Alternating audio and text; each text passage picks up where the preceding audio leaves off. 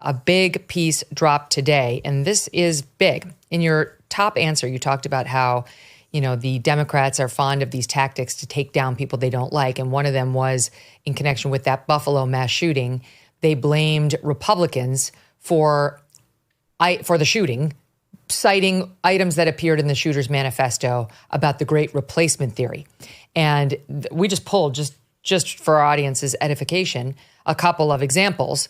The Atlantic, why Tucker Carlson should want the Buffalo Manifesto made public. Salon, mass shooting in Buffalo, Tucker Carlson, another right-wing conspiracy theorist, share the blame. LA Times, white terrorists have Tucker Carlson syndrome. Rolling Stone, the Buffalo shooter is not a lone wolf. He's a mainstream Republican. That was all based on what they found in the Buffalo shooter's manifesto about the so-called great replacement theory. This was a shooting at which he killed multiple black grocery store goers. Okay, now let's go to the mass shooting we saw in Nashville at a school on March 27th, 2023, where this trans person, it's a female who said that she was a male, showed up and killed 3 9-year-old children and 3 adult staff members. Ever since, where are we now? It's September 4th today. That's March of 2024. This is March of 2023. They have not released this shooter's manifesto. Journalists have tried to get it. Independent media on the outside have tried to get it. Steven Crowder's the one who actually made the biggest progress between then and now, getting a leak of at least some of this person's writings. But since then, we've been told by the officials, state and federal, no, it's too dangerous to share. Like you can't see it because it'll endanger others. Well, what does that mean? They're all full of nutty ramblings. We've seen that in almost all the manifestos. None of them is a great thing that you want to share with children. But we're adults who would like to understand motivations and how to prevent the next one. And how are we going to do that if we don't understand what this person's mindset was? Maybe it was just a loon. Maybe it was political violence. Let's find out. Take our word for it. Take our word. We're not going to. Well, now the Tennessee Star's editor-in-chief, Michael Patrick Leahy, has gotten his hands on it.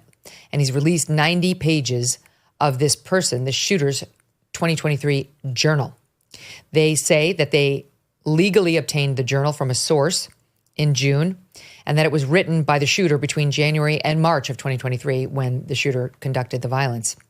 It was recovered from the shooter's vehicle by officers with the Metro Nashville Police.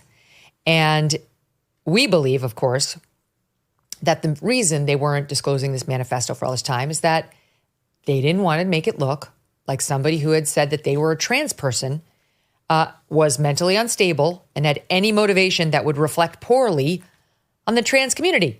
You're not going to see headlines about trans shooters like you had about the Tucker Carlson alleged link to the manifesto, which was a disgusting smear and lie. Disgusting smear and lie. Tucker's been on our show and many others explaining how that is a Democrat theory. That's the Democrats' thing, the great replacement theory. He talks about it and then they blame it all on him. Anyway, some of the newly released line items in this journal include, again, sourcing here with the Star Tribune, I want to make sure I get it correct, the Tennessee Star, writing, quote, "If God won't give me a boy body in heaven, then Jesus is a F word. It's a derogatory term for gays. I can't be happy. I'm meant to die. No brown girls, no love," because this person was supposedly obsessed with a person of color, a girl in her school. And she didn't have a boy body that could perform with this brown girl who she was obsessed with from the sound of it. Brown love is the most beautiful kind, and goes on and on.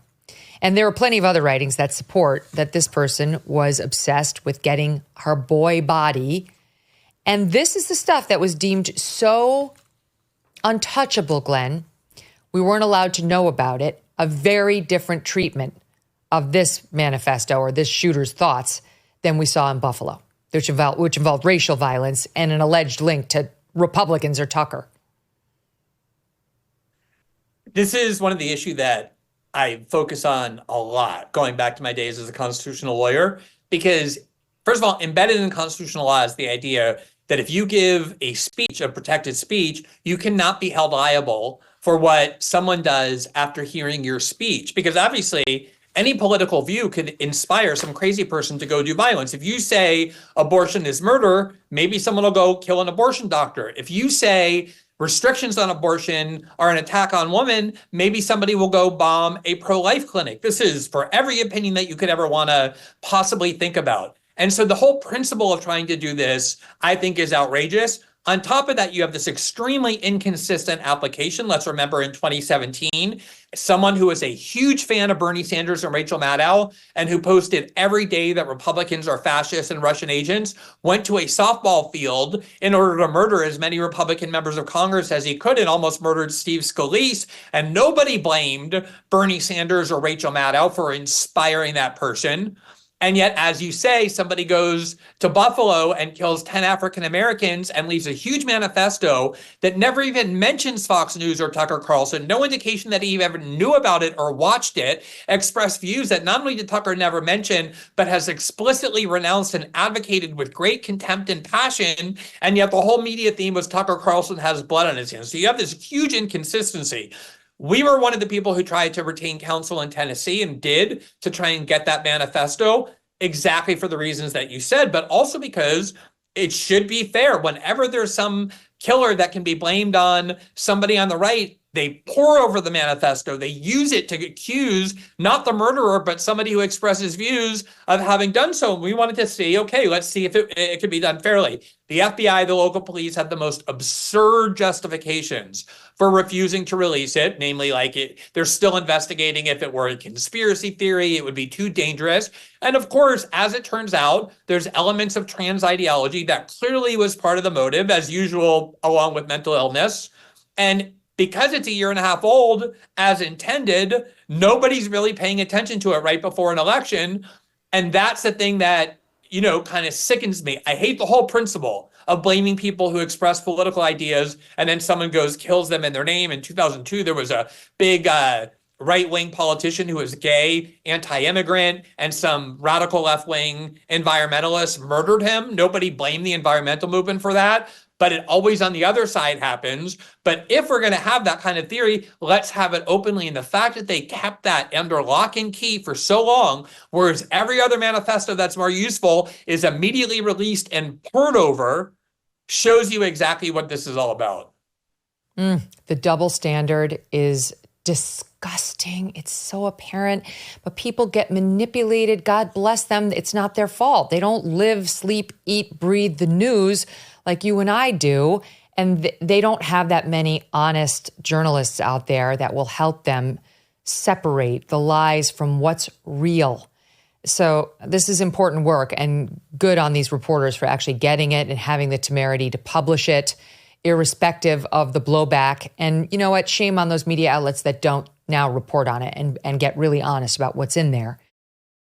You didn't vote for this economic downturn, right? But you could be paying for all of it at the pump, at the grocery store, and elsewhere. Financial stress can be crushing, and one solution could be donewithdebt.com. Done With Debt created new aggressive strategies designed to get you out of debt permanently without bankruptcy or loans. They can stand between you and your bill collectors and negotiate with your creditors to write off balances, cut interest, and stop penalties. The best news? Done With Debt is accepting new clients right now, but you do need to hurry because some of their strategies are time sensitive and you don't want to miss out. Let Done With Debt hit the debt reset button for you and make your money yours again. Visit donewithdebt.com or call 1-888-322-1054 now. Chat with one of their debt relief strategists for free. That's donewithdebt.com, donewithdebt.com. Check it out now. Thanks so much for watching. If you like what you just saw, hit the subscribe button for more clips and full episodes.